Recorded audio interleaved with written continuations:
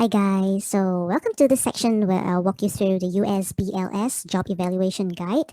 It's recommended that you have a printed copy of it in front of you. It will allow you to have easy reference as you follow me through this video. If not, then you can open it up in another window and just toggle between two screens. Just watch what I'm to say in the video and follow through in your personal copy of the file. Whichever is more comfortable for you, whichever works for you.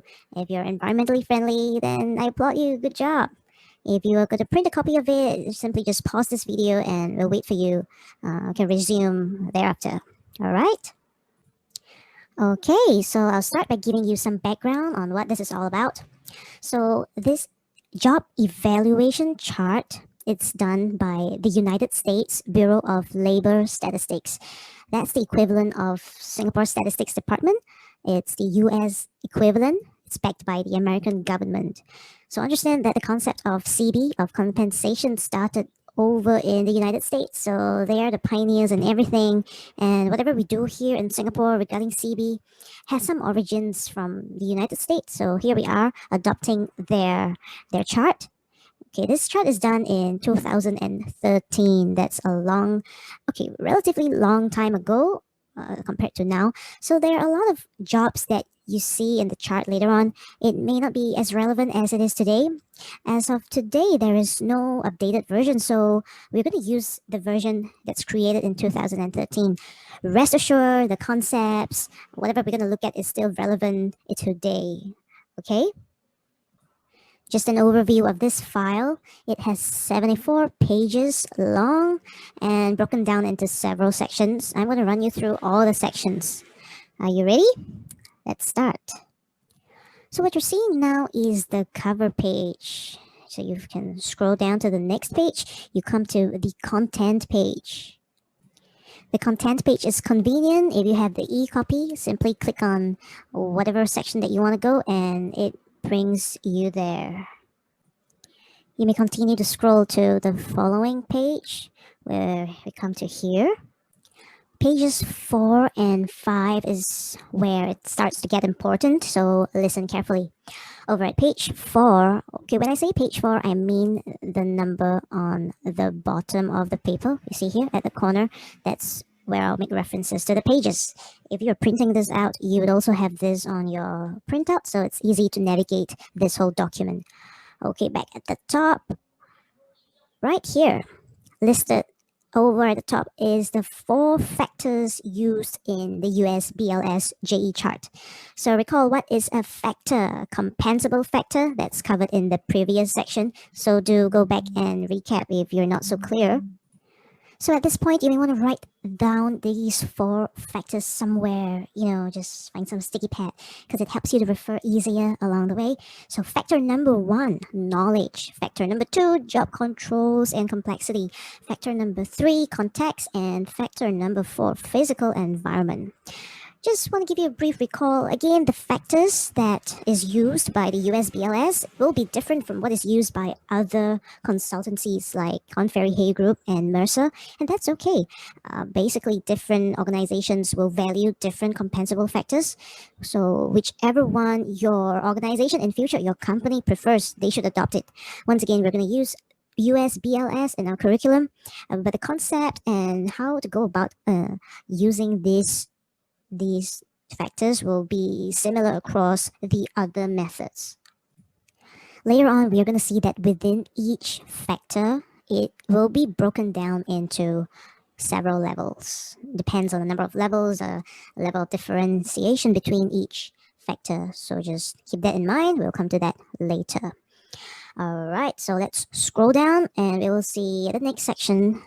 There states that there are 22 major occupational groups that's identified in this chart. Basically, these are the major occupational groups in the United States at the point of time 2013. It's still relevant to Singapore even today. Rest assured, definitely what we are using is very, very relevant even up to so many years. Just want to point out some interesting fact.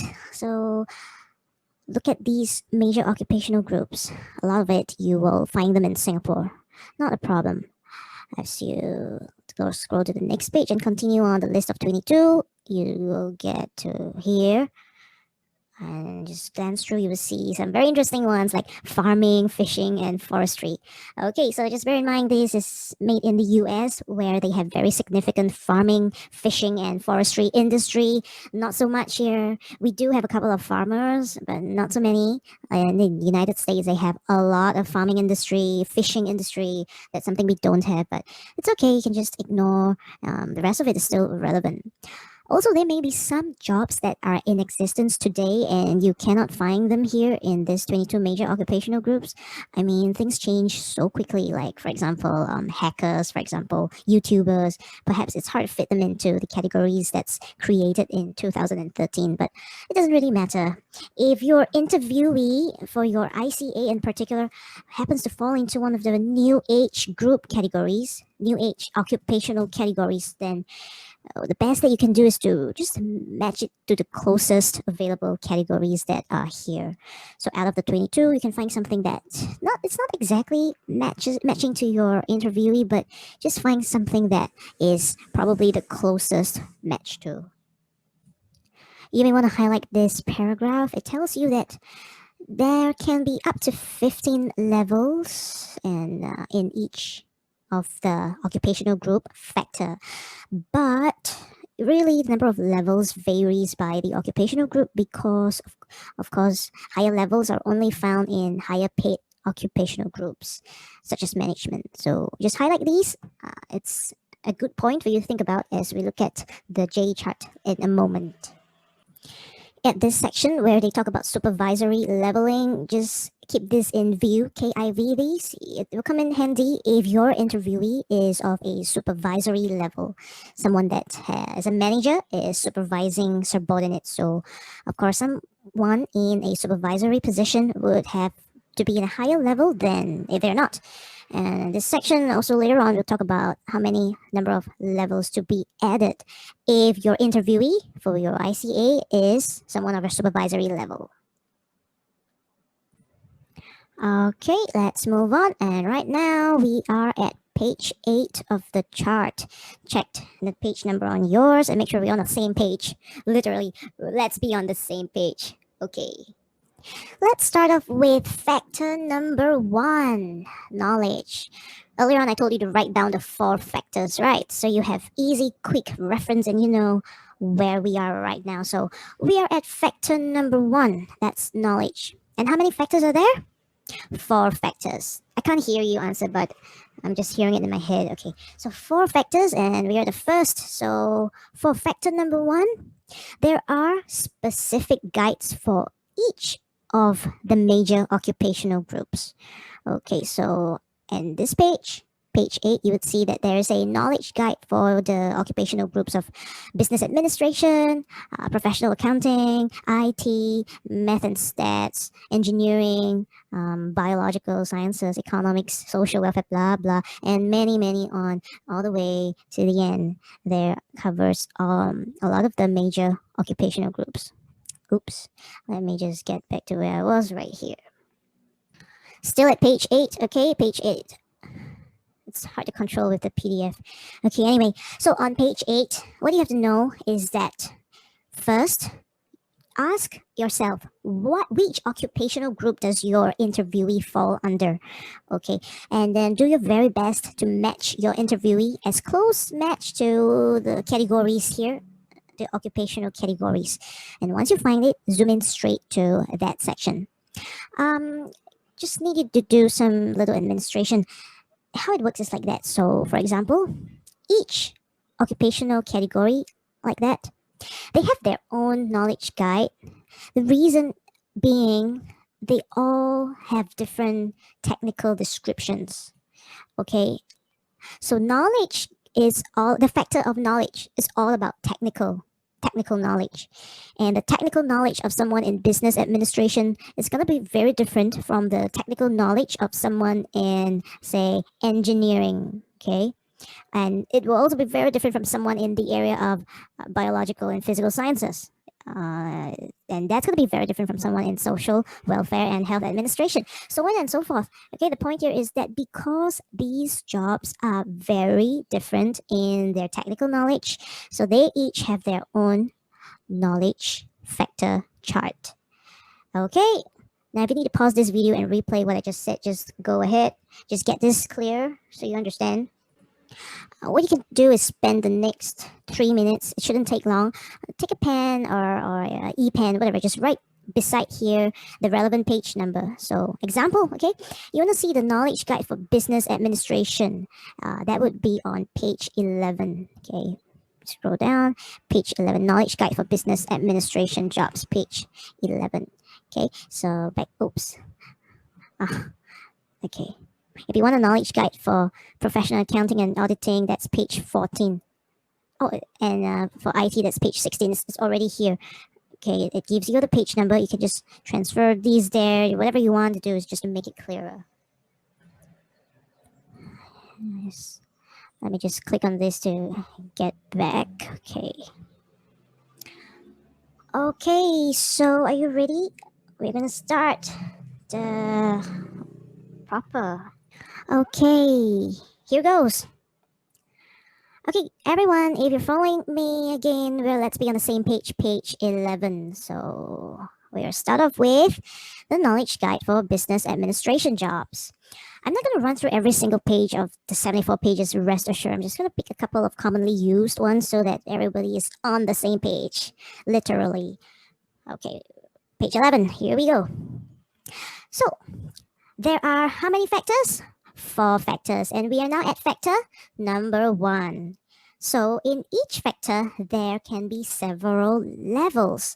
Let's have a look. How many levels are there in factor 1, knowledge for business administration jobs? Let's see.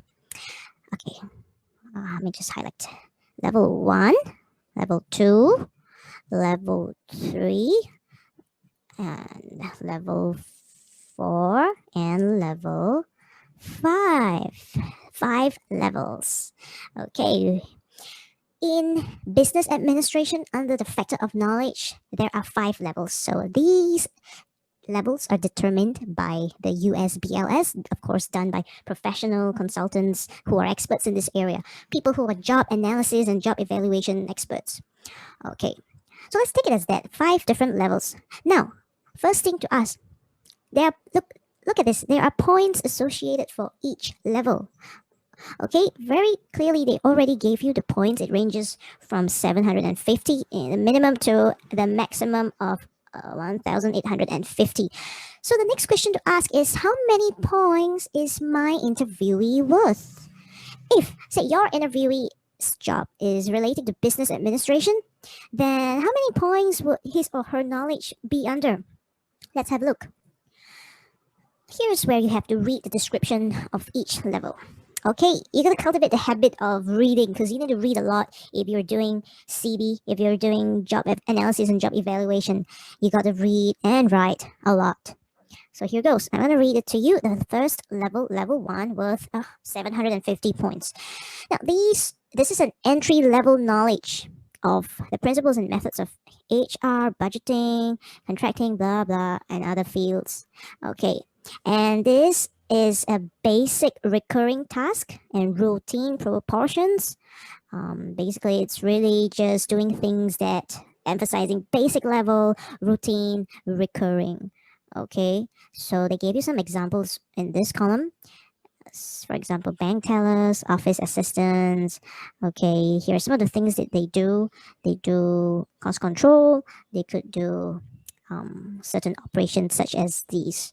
Okay, so just your job is to analyze. Here's where your input comes. Here's where your analysis matters. So ask yourself, is your interviewee doing something of this level? That's entry level, that is basic, routine, recurring. If it is, then he or she would deserve 750 points in terms of knowledge factor. If it's not, then let's read on. Level 2, let's look at 950 points. So over here, it's knowledge of, very similar to the earlier level, sure, but it's not entry level anymore. It's more in-depth level. And then second paragraph, it says it permits the employee to complete assignments, requiring employees to apply methods to the operations. Okay, so it requires something more high level, application based, something that people needs to use, employees needs to apply things to new situation, or but mostly recurring. And the examples over here, it's probably people who does these, recruit, screen applicants. Okay, people who do drafting, people who do um, managing logistics, budget preparation, etc., etc. So let's see if your interviewees job knowledge level matches a 950 points. If yes, then that's good. If not, then let's move on. Level 3, 1,250 points. That's for employees with knowledge of a wide range of concepts. So, emphasizing that this person has to know a lot of things, wide range of concepts. And this person has to be able to develop new or substantially modified approaches that diverges from standard methods. Basically, this employee has to be doing process improvement activities. His or her work has to involve constantly changing, enhancing, recommending new set of operations, new set of processes. For example, on the right, this person has got to be working with government officials. This person has got to be the one that negotiates and develops contracts, reviewing things for the company, developing new methods, recommending improvements to work processes, data analysis, coordination work. Okay, these are high level work worth 1,250 points. No, is your interviewee this level? Still not yet? Okay, let's move on. Wow, level 4, getting higher. We are at 1,550 points now. So this person has got to be a master of these concepts as mentioned above. And it has to be a master, so means professional, someone that uses the knowledge very powerfully and has very amazing good grasp and good execution level and capability. This person has to solve difficult or unusual systemic problems characterized by their breadth and importance. And this person has to have authority.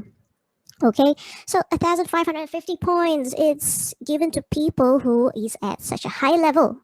Okay, and examples, they are the people who do a lot of planning, big planning, planning of downsizing, planning of acquisition, plannings of analysis of financial um, statements, mergers, negotiation, really a lot of high level work. Typically, when we reach this level, we're looking at someone of a senior management level or someone who is of a high level specialist.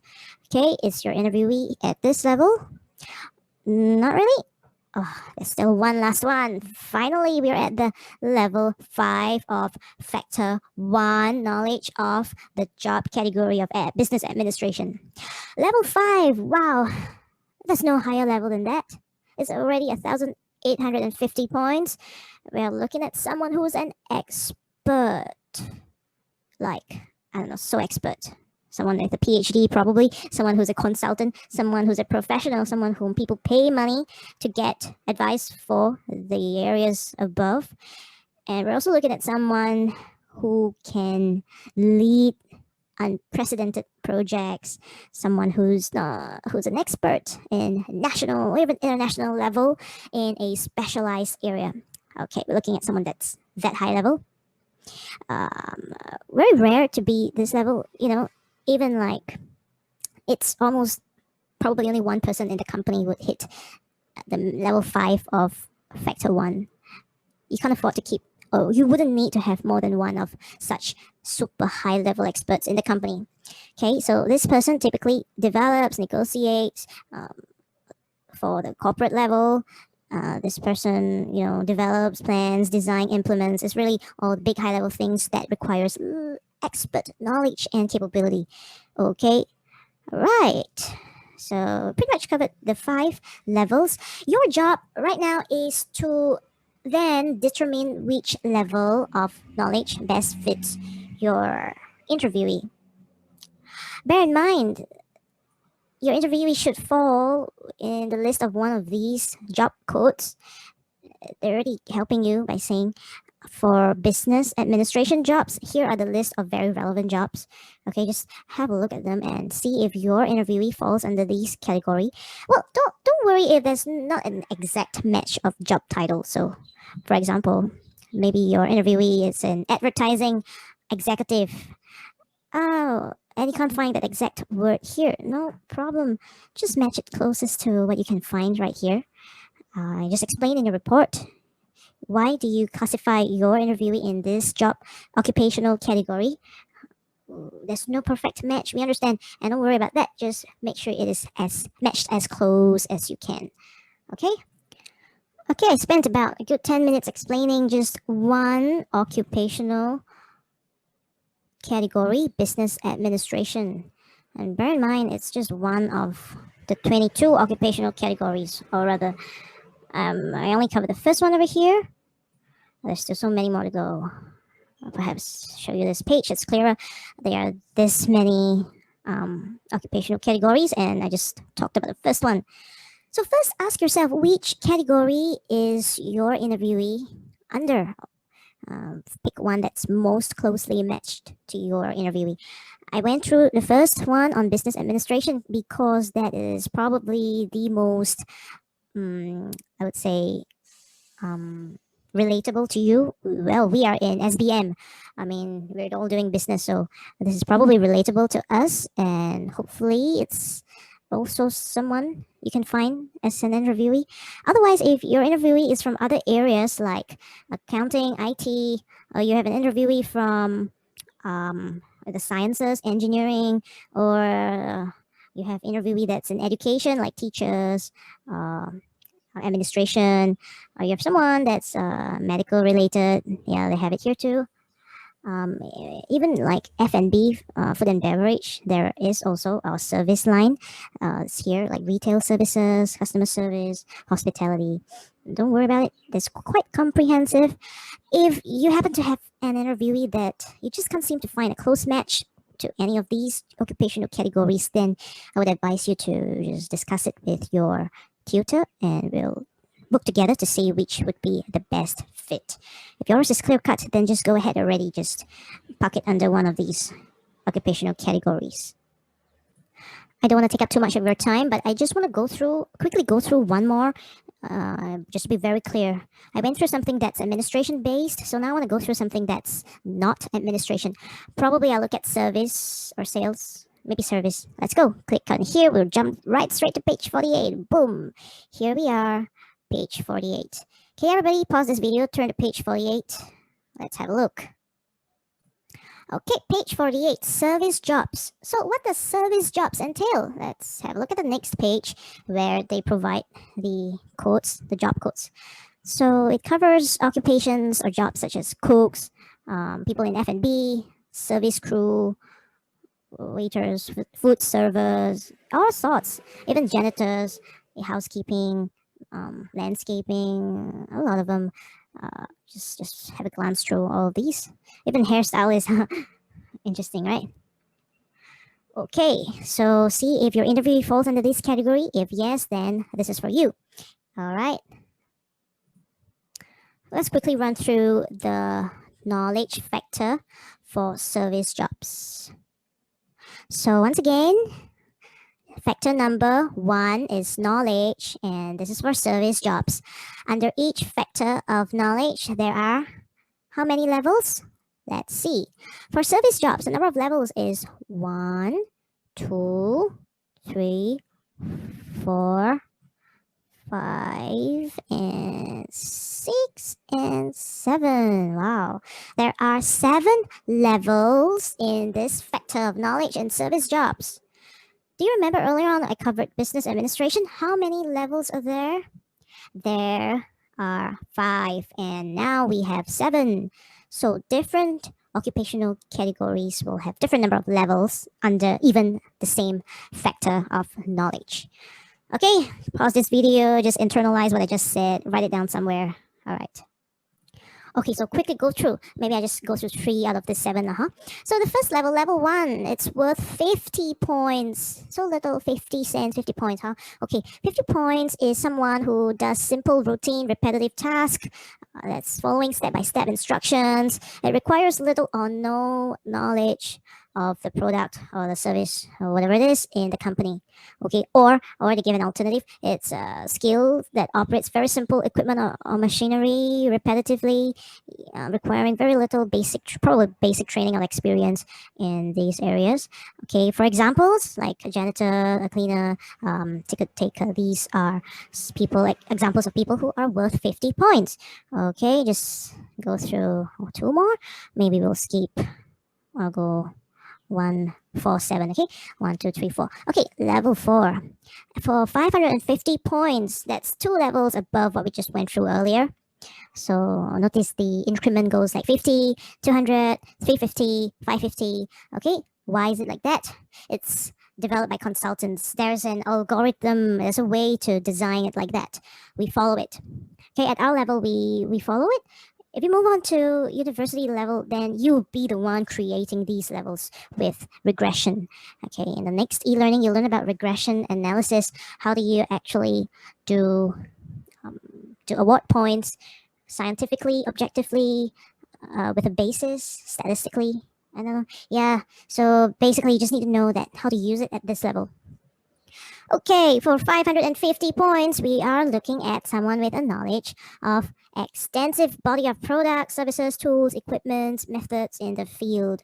Someone who knows standard policies, procedures, which requires extended training and experience. Okay, so this person has to have extensive knowledge, training, and experience already. Much higher level than what we saw earlier on at level 1, right? Or this person has to have comprehensive knowledge of a service skill, okay, that's typically acquired through formal apprenticeship. So examples, these are people who are chefs, senior cooks, okay, emphasizing the word senior people that don't just cook, but they plan and they prepare the menu.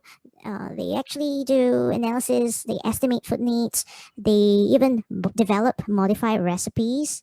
They also have leadership, directing lower level kitchen workers.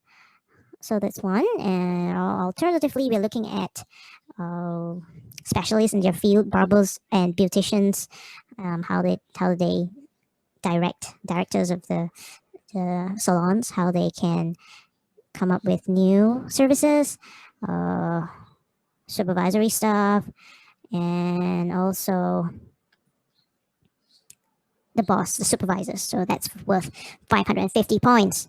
Okay, shall we look at the highest one now? Here. At 1,250 points. Notice the highest level is 1,250 points.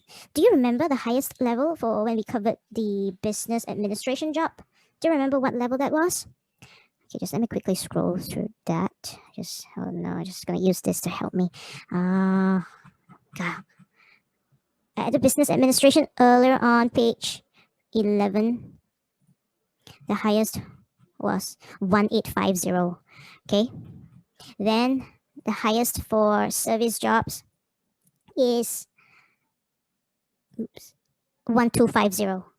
Okay, notice that different occupation will have different difficulty of knowledge. So basically it's comparable, it is standardized. So it's telling you that if you are in the service industry, the job difficulty of knowledge will come up to maximum 1,250. That's the worth. Lower than that, someone in the business administration occupation category. This is logical, okay? You might dispute this. You might say, hey, no, some service jobs have extremely high knowledge. But, well, professionals will tell us no. Service jobs have a lower maximum knowledge level as compared to business administration or some other occupational categories. Right, so, okay. Let's take a look at what's at 1,250, level 7 of the service job factor knowledge. So here's for someone who has a wide range of concepts and the principles or practices in the field, someone with comprehensive, intensive practical knowledge, someone who is able to develop new methods and tailor products to customers' needs. We're looking at probably executive chef level, the highest level of chef already. Okay, this is the example. Of course, doesn't cover other areas, but you can ask yourself: is your interviewee of which level in this guide if he or she is in service line? Okay, right. So, guys, I want you to spend some time just looking through this guide. Just even if your interviewee is not in like other occupational categories like sales, engineering, legal, office, admin, support, whatever. Just have a quick glance, and it's just interesting. Just ask yourself, how many levels are there in other occupational knowledge factors? What's the highest? What's the lowest in comparison to what you're looking at for your interviewee? It's interesting to just compare between the occupational types. That's what HR does, right? This is HR. This is the hard part of HR. I'm going to go all the way back to the front at the content page area. Okay, so ladies and gentlemen, we covered, or rather, I think I've covered factor one, knowledge. I've specifically highlighted the occupational category of business administration and service. There are so many. I don't think I should go through them one by one. I mean, I don't think you want to listen to me talk through so many, right? Tired. Okay, so factor one, knowledge. Pass, okay? Pass, tick, checked. Shall we move on to factor two? How many factors are there? 4 factors. So what's factor number 2? Job controls and complexity. Shall we look at factor number 2? Yes. Click on this. Let's jump to page 62. Let's go.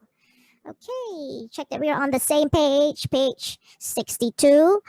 Factor 2, job controls and complexity. So factor 2, we're now looking at how much of control, how much complexity does this interviewee or this job has. Okay, how many levels are there in factor 2? There are 1, 2, yeah, 2, 3, 4, 5, 6, 7, 8 levels. Okay, and is it differentiated by the occupational categories? No, because the next page is factor 3 already. Okay, let's go back to factor 2. Let's stay here. So, point number 1, ladies and gentlemen, factor number 2, job controls and complexity, applies to all job categories. And there are 8 levels in factor 2, and it ranges from 100 points to 1,950 points. All right. Once again, I'm gonna walk you through these 8 levels. Probably I won't talk all 8, maybe just 4. Okay, let's start with level 1. At 100 points, we have someone that doesn't deviate from detailed directions given by the boss. Someone that like follows SOP, standard operating procedures. Okay, someone that does things that are clear cut. Someone that has little choice in deciding what to do or how to do it. Level of complexity is low. Okay, we're looking at someone who does the relief of work for others. Somebody who does simple and repetitive tasks. Someone whose work has minimal impact outside of the immediate organizational unit. Okay, that's 100 points. Basically, someone who has very low job control, very low complexity. You call that low level, put it simply, someone who is like small fry, junior, very, very junior level in the organization. That is someone that's worth 100 points. Okay, typically a lot of fresh graduate students, they start off in this level. You just got to start from the basic, the bottom, right? Then you work your way up. You understand the ground. It's normal. Even I start off at this level. Okay, nothing to be ashamed about. You learn a lot at the bottom. You learn a lot about perseverance, about quality. You learn a lot about how do you follow procedures, how important are SOPs. You learn a lot of things right at this level. Okay. Okay, allow me to skip to level 3, Okay, you serve it. Okay, level 3, Okay, at 475 points, level 3 would be someone who carries out procedures using general methods and desired results, someone who gets to select from among the most appropriate of several guidelines, someone who can make minor adjustments to methods, someone who can refer to unforeseen situations for solutions, someone who does higher level work. There's analysis, there is some decision making involved. Okay, we're looking at someone whose work, process, procedures, or software vary. There's variety in the work. Someone whose work is related, and someone who has to use diverse but conventional methods, techniques, or approaches. So typically, it's established methods like recruitment. There's a process involved. You follow it, but you just have got to use that in diverse situation. There are many possibilities, area of possibilities, and also there's a lot of variation in what can happen today or variation in the work. Okay, so that's level 3 at 475 points. Let's check out level 5 at 850 points. Okay, now we are going higher in terms of job control and complexity. 5 is actually more than halfway to the max already. So this person at level 5 does work with minimal supervisory direction. So pretty much independent already, doesn't need the boss to instruct or to tell him or her what to do all the time. And this person is able to modify or extend guidelines that covers new situation, new problems. Someone who needs to be somewhat innovative in applying solutions to new problems. Okay, and someone who has higher level of complexity, nearer to level 4, and someone whose work affects the overall efficiency and image of the organization. So means this person has this person's work has an effect on the efficiency and image of the company. So if this person screws up or this person does something wrong, then the image and the efficiency of the organization will be affected. So this person important, okay? At level 5, got to be important. As you move to the next page, page 63. There you have it. Higher levels already of factor 2. Allow me to just pick level 7, 1,450 points. Level 7 is where this person operates under minimal supervision. Yep, doesn't need someone to supervise, very independent, and someone who can make decisions based on the guidelines that are either missing. That means this person has to have the ability to make good decisions even under no precedence or under not much guidance or mentoring. And this person has got to work with different processes and methods. This person's work demands great depth of analysis. This person has got to do a lot of identification of the nature of the problems, develop new methods, deal with very unclear, conflicting variables. Really high level stuff requires a lot of thinking, analysis, requires a lot of you to be able to innovate, come up with solutions. Really is high complexity, very high control. You get to make decisions, and level of complexity. Basically, it affects a wide range of professional projects, wide range, okay? Really, it influences many people. So at that level, when you do something, for example, you make a big policy, you implement work from home, that impacts many people. That has very high impact. That's what it's trying to say. Oh, by the way, I'm referring to here because it says it's the same as the next lower level. So I'm just doing that. Just follow what it says here. Okay. Of course, you have the highest 1950. This person is the top, the highest level of job control and complexity. This person really just does the very high level decision making.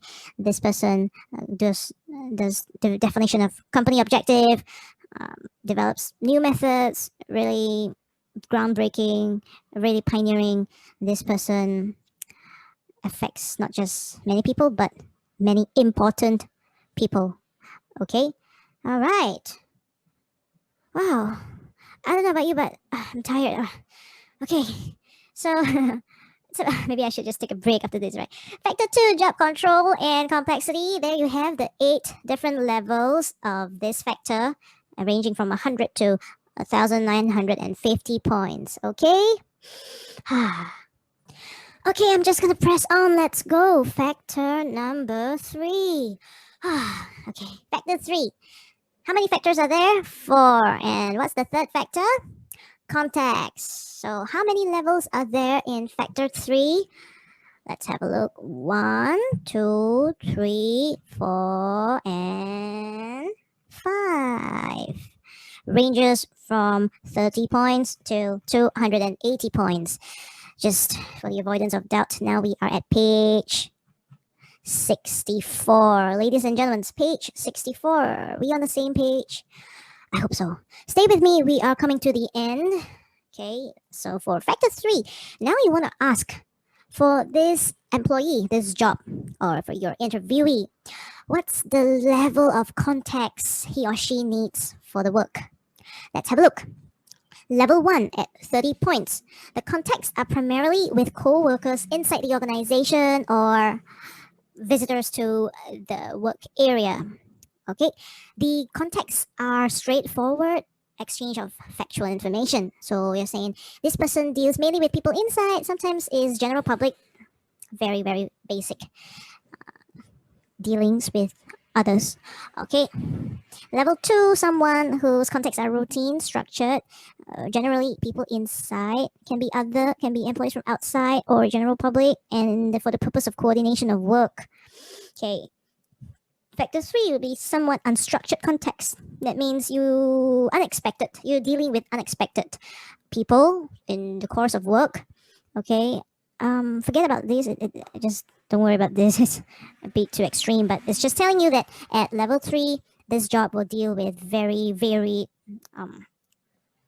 people from outside of the ordinary. Okay, it is for the purpose of obtaining information.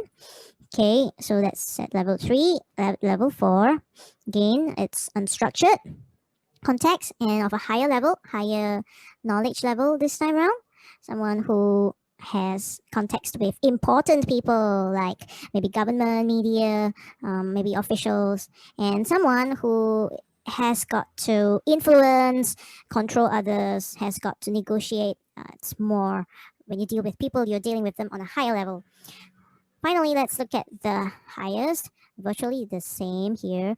And of course, the purpose is to do defense, negotiate, resolve issues and problems. Someone who deals with people for conflict resolution. Really, it's high level people management. Okay, so, yep, very quickly we covered factor number 3. Shall we move on to factor number 4? Yeah, almost the end. Okay, factor number 4, ladies and gentlemen, how many levels are there? 1, 2, 3, 4, 5. 5 levels, ranging from 10 points to 100 points. So very easy, just read it yourself. 10 points is not strenuous, low risk. Then moderately strenuous, low risk. Okay, moving on, strenuous, low risk, moderately strenuous, high risk. And of course, 100 points is strenuous and high risk. What does it mean? It means non-strenuous means primarily sedentary, means you sit down in the aircon office, okay? Very nice, secure aircon office, safe, clean, quiet, nothing, just walk to the toilet, stand and stretch, carrying your cup of coffee, like that only, okay? Non-strenuous. Moderately strenuous, this person has got to lift. Wow, what's 30 to 50 pounds? Hold on, just let me do a quick Google. Okay, that's 23 kilogram, 23 kg, about there. I just Googled 50 pounds in kg. 23 kg, small thing. I lift that in the gym, no problem lah. Okay, someone who has to walk over uneven surfaces and stand for long periods. We're talking about a little bit of manual work. Okay, for example, like hotel services, that's not really uneven. I don't know, maybe staircases are counted as uneven. They have to walk up and down, stand for long periods. Yeah. Okay, strenuous. Lifts more than 23 kg, needs to climb high. Wow. Wow. I don't think, at least in Singapore, I don't think there are many of this strenuous. Because defend against physical attack, not really, right? Unless you're police or you're those like prison guard, security, like those bodyguards or something, huh? Okay, low risk is where the place has good lights, ventilated, got aircon, okay, safe, nice. Moderate risk is where there's some machinery, chemical, animals, or diseases. Okay, maybe the closest I can think of in Singapore would be working in Tuas or Jurong Island, where you deal with the chemical plants, there's fumes, or you work in factories or production facilities with high voltages involved. They mean that. High risk is where there are extreme temperatures, physical attack, potential to smoke and fire. Probably, yeah, there are places like that. The manufacturing, production facilities, definitely, if you're especially doing the production itself. Okay, this is factor number 4. The last factor, we covered the 5 levels ranging from 10 points to 100 points. We are at page 65. Okay, at this point, I think I need a break. I'm going to get a drink. Excuse me. Okay, if you need a break, just pause this video and grab a drink, go to the toilet, come back. I just did mine. So right now I am at page 66. Aha. Bear with me. Promise you just a little bit more to go. Okay, so just now we covered there are how many factors? 4 factors. Here are there. And the points for each factor is given in this table here. So you see, for the factor of knowledge, it ranges from points 50 all the way to 1,850. And over here, you see 9, like, yeah, 1, 2, 3, 4, 5, 6, 7, 8, 9, right? Okay, once again, not every occupational group, just for factor 1, I'm talking about factor 1, not every occupational category has all 9 levels. Okay, of course, the higher level, the more chim or technical type of occupational categories would have the higher levels, and then the lower technical occupational categories will have the lower levels. Okay, so once again, it depends what occupation category we're looking at that would contain a different group of levels. That's for factor knowledge. For the other 3 factors, it's the same across all occupational categories. So for job controls, there are 8. We covered them. For context, there are 5. We covered them. And physical environment, there are 5 as well. Okay. So what are you going to do? Once you've done your job evaluation, means for your interviewee, just tell us which. Okay, tell us which points or which level does he or she fall in under each factor. Okay, what you want to do is you want to circle it. Okay, I'm going to try to circle it. Okay, so example, if your interviewee, you did job analysis, job evaluation, and you match his or her knowledge level to be, I don't know, maybe let's give a number, maybe 550. Okay. Hold on, how do I circle? Oh, I used to be able to do it like that. Oops. Nice. Okay, this person is a 550 for knowledge, and then you went on to look at the factor number 2, job control, and you find that this person is 300 perhaps. Okay, then for context, this person is a 110 maybe. Okay, and then for physical environment, this person works in a very safe and nice place. That's 10 probably. Okay, there you have it. You have for each factor level, you identified the level and its associated points. Okay, the next thing you want to do is you add up these 4 numbers together. Okay, help me out. This is just for me to illustrate it to you. We're looking at someone with 970 points. Okay, your job ends here. Okay, the subsequent table, don't need to learn it, no need to use it at this point of time. Okay, just for your interest. All right, I'm just going to quickly go through it. So for someone with 970 points, okay, let's look at the associated level, job level as recommended. 970 points would be someone that's in this. Oops, we use highlighter. Close highlighter. Someone who's in this. Someone who's in level 5. Okay. My job interviewee would be someone who's here. Now, okay. It ranges. Minimum 190 is derived by adding all the small ones. 50, 100, 30, 10 gives you 190. Then the maximum 405, 5 and above, of course, is by adding all the maximums here. Okay, so this is a table range. Now, I want to emphasize to you we do not have to, for us, we do not have to follow this point range table. We can do our own depending on the company. Okay. And so this is just a guide on what you can use. Let's go to supervisory leveling. So, of course, if your interviewee is a supervisor, means someone who is supervising other people, then you need to add the following number of levels to his or her existing level. So, for example, just now I said that if my interviewee is normal, does not supervise people, then he or she will stay at level 5. But if he or she is a supervisor, then you got to add in 2 levels for if he's below level 12 right now, add in 2 levels if it's a first line supervisor, add in 3 levels if it's a second line, add in 4 levels if it's a third line. Okay, the rest of it are just worksheets. Not important. No need to go through, just glance at it.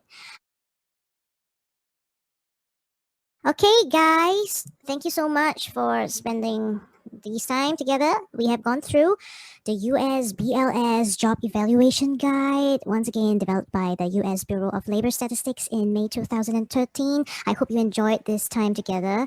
I'll see you later.